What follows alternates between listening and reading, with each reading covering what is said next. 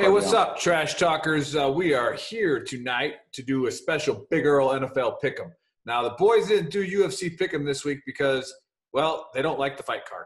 All right, so again, calling out Dana White, like, stop putting this crap in front of us. We don't want to watch it. We don't want to bet on it. But, however, Joe will have some picks at the end of this. And why am I wearing glasses?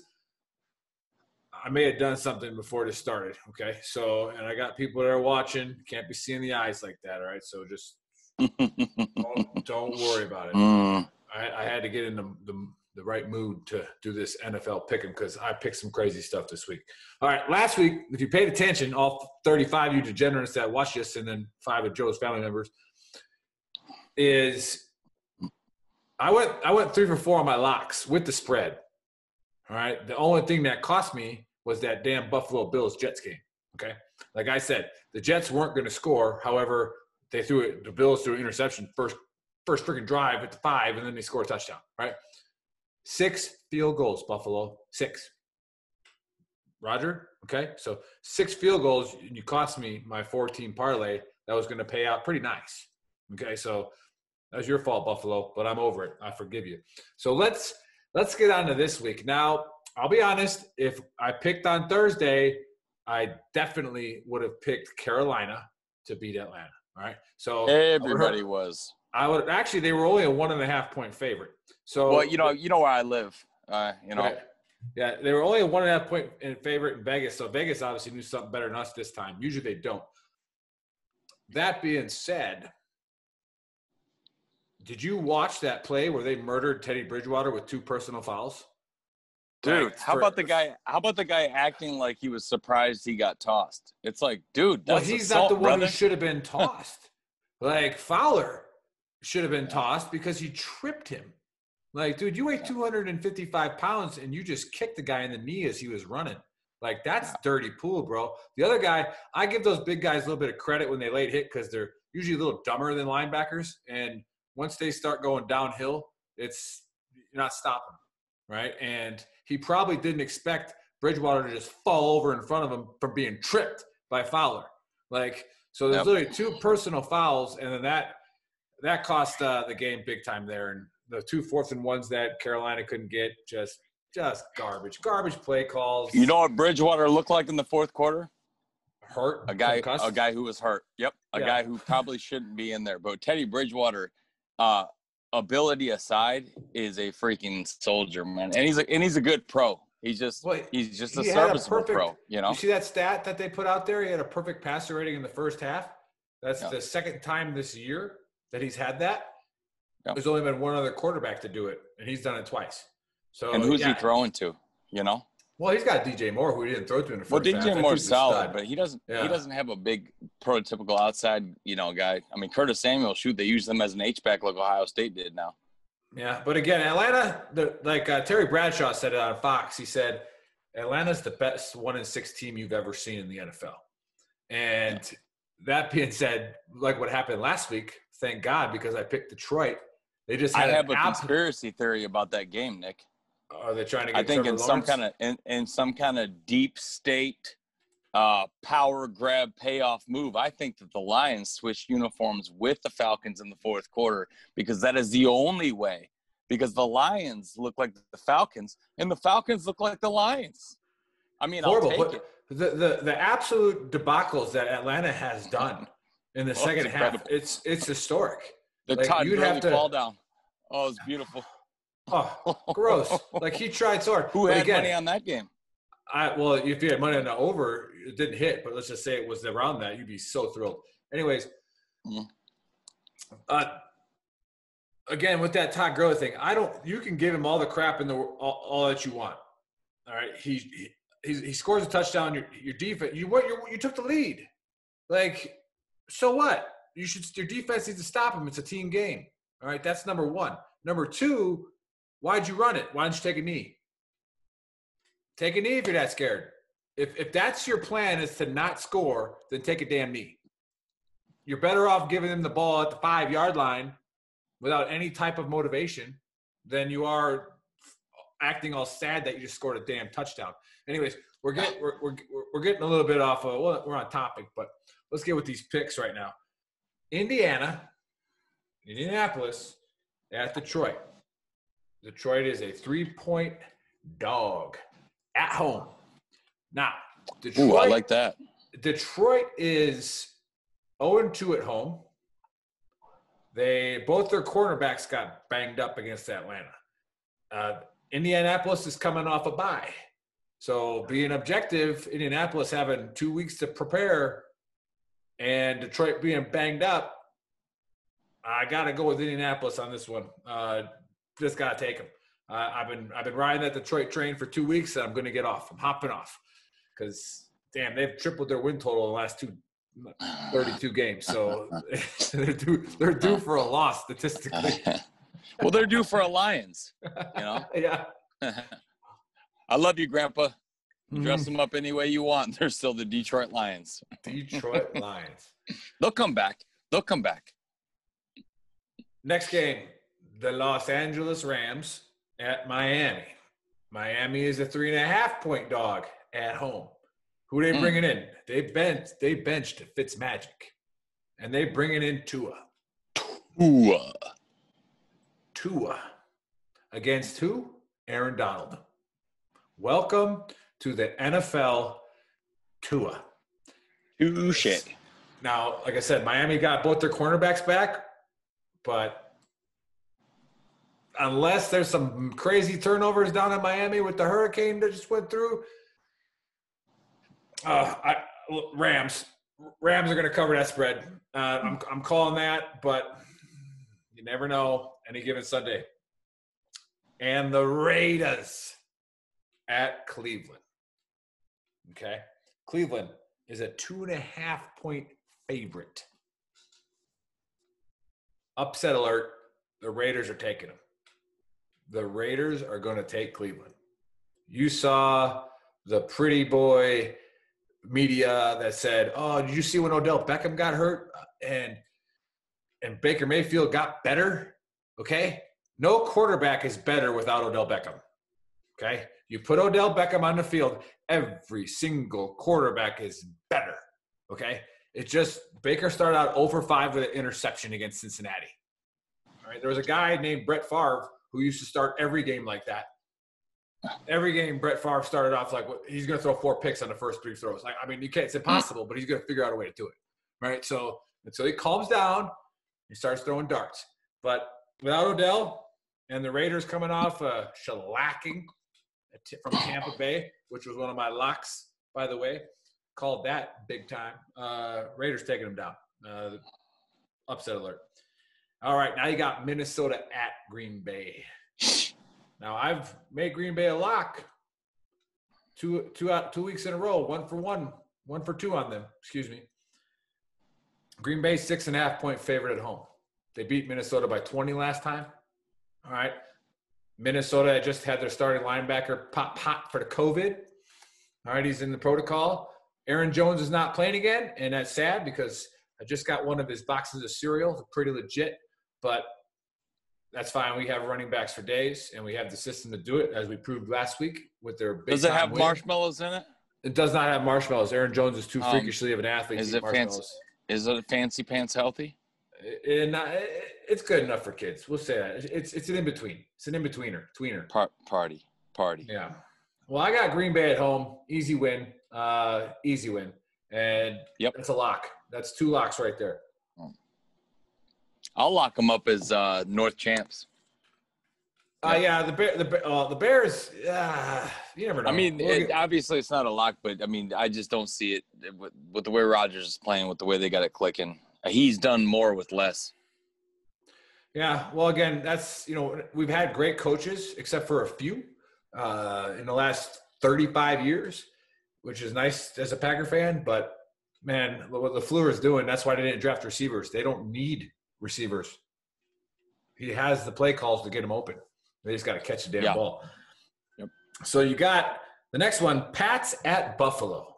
Now, this is a tough one. All right. Most of Cam's weapons are gone. Cam got beat up at home. He's just playing hurt. And the Pats have always had trouble, even with Tom Brady. They've always had trouble in Buffalo. Always. They're going up there, Buffalo -4. He's going to take it. Going Buffalo over to Pats. Jets at KC. Is there a mercy rule? KC is a 19.5-point favorite. I almost like it. You do, but it's like, does KC come into this game with a basic game plan where they're going to run everything basic to not They give throttle away down a little bit. anything else? This happens in college all the time. Doesn't really happen in the NFL because you never see spreads like that. You watch a college game, like, how the hell did Clemson only win by 30? Because they ran off tackle 46 times. Yeah. Right. And they ran their base defense, didn't bring any blitzes. Right. So KC's going to win. I would probably stay away from that spread unless you got baller money and you just want to get after it. Pittsburgh at Baltimore, game of the day, right there. Now, again, I'm a Lamar hater when it comes to being a quarterback. I'm a Lamar Jackson lover when it comes to being a football player. Lamar Jackson is the best football player, second best football player on the planet when they're all healthy. He is unbelievable. Coming off a bye, Pittsburgh just had a fist fight with Tennessee, and they got lucky and pulled that out. But I'm going Baltimore -4.5. All right, you keep Baltimore at home. If you get anything under 6, I think you take them. Tennessee at Cincinnati, third lock of the week. Tennessee, they're not making Vegas happy the last 3 weeks. At Cincinnati, Cincinnati's 7-point dog. Okay, take Tennessee. Tennessee should roll all over them. Should, all right, roll all over them. Here's another lock. I'm getting dangerous this week. I told you I was crazy. That's why I had to put the sunglasses on. You got the Chargers of Los Angeles at Denver. Denver's a 3-point dog at home. Okay? I don't think Denver can score unless it's handed to them. Now, I don't think their offense can throw the ball to the right receivers ever. I mean, they must be going for Lawrence too. I don't know what's going on in Denver, but that's a lock. Chargers are taking that one, 3 points. Easy. New Orleans at Chicago. All right? I'm flipping back and forth on this one because Michael Thomas is out. This just seems like one of those games that's the weather's going to turn. It's going to get windy in Chicago. So, like I said, something always stupid happens in Chicago. I hate betting. I hate the whole damn city. All right, they murder everybody there. And it's just they're worthless. Okay, except for I think like Coca-Cola's there. That's pretty cool. That's about it. I'm going New Orleans. Chicago's a 5-point dog at home. All right, so I'm going to go New Orleans on that one. San Francisco at Seattle. San Francisco has showed up 2 weeks in a row, right? So, again, do they show up again? They've had Seattle's number. Everybody forgets last year, I'm a Packer fan, Seattle was a half a yard away from giving Green Bay home field advantage in the playoffs. All right?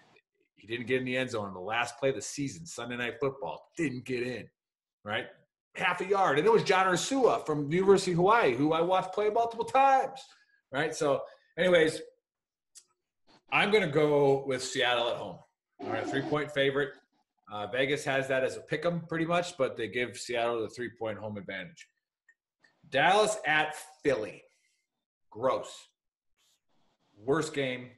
Don't watch it. Terrible. All right, Dallas at Philly. Philly's an 11-point favorite. Philly's only won one game, right, Joe? As soon as you said Philly, my beer started getting warm.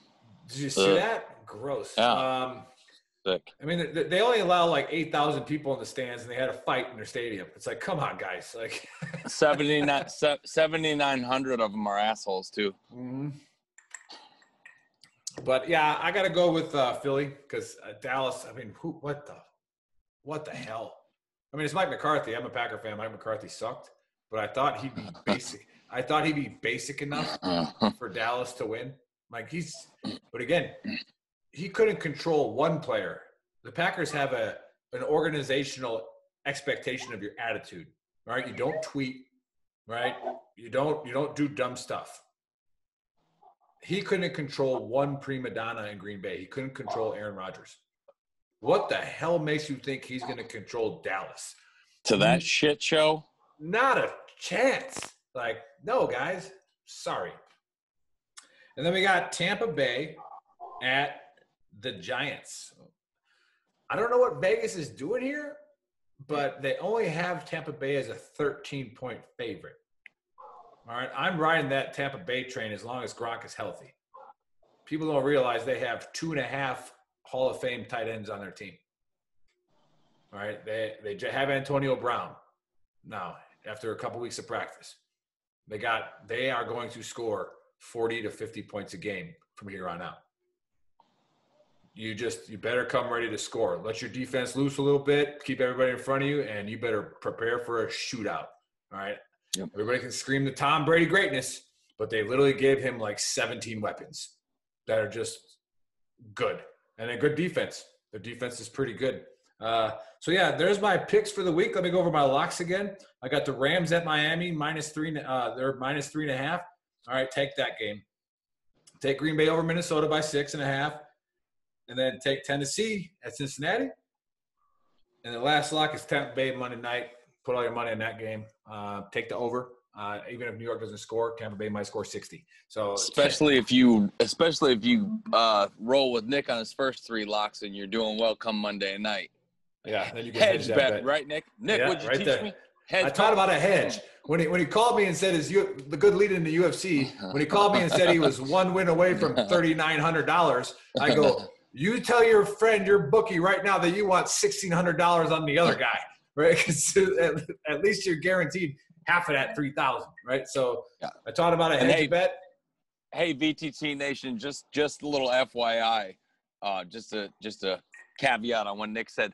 We bet at MGM in Detroit, not with a bookie. Legit.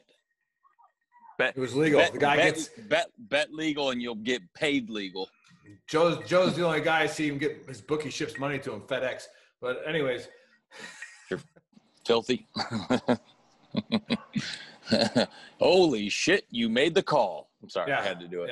Yeah, it's all legal. All right. Anyways, well, technically, I don't know. Maybe there might be something about gambling across state lines. But a good thing, only 35 of you degenerates again, and 5 of Joe's family members watch this. But anyways, people are going to start watching this because we're winning. All right, we're winning people a lot of money. Yeah. So if you've taken my locks, you've hit. That's 10 for 15. In locks in the NFL. That's you look like Ray Charles playing the piano when you look up like that because of the shades. Do it again. I'll take them off. No, do it again. It was good. Oh, we'll give it a shot. Go ahead and look to the sky like do your locks. Yeah, like the locks. I mean, I don't know. 7.5. I mean, I do got a piano. I do got a piano back there. See that? I got a piano back there, so I'm ready for it. High class. Yeah, I mean, that's what happens when you're squared away. Anyways, teach your kids stuff like art and music, right? So they can feel the rhythm of life. My daughter is 5 and she's already locked into a bilingual art school. Nice. Yeah. So, all right, Joe, this is a garbage fight. This is a garbage fight card. However, you and Bill won the Trash Talk Nation. Whoever bet on you a lot of money. So, the degenerates that are going to gamble this fight card just because they have nothing else better to do on a COVID Saturday. What do we got? This is a heavy chalk card, but you know what? There's nothing wrong with a heavy chalk card if you know how to bet it. Okay? The cool thing about this is when I say chalk, for all you non-jocks out there, chalk is the favorite.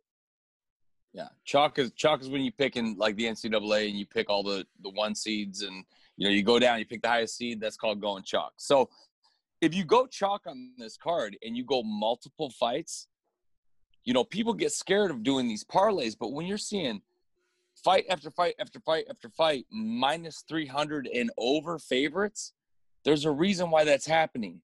Dana White is filtering guys in, and the crazy part is, and if they were listening, they'd be really pissed about this. The crazy part is they're starting to turn into Strikeforce before Strikeforce got disbanded. And that was what they would do is they market fighters and they bring them trash to whip the shit out of. And that's what's happened here. So if you bet small money and a high number parlay, man, there's money to be made here. And if you lose on an 8-fight parlay for $25 that paid off $1,700, who gives a shit, right? But here's the thing. Last week I hit a 7-fight parlay and the odds were much closer.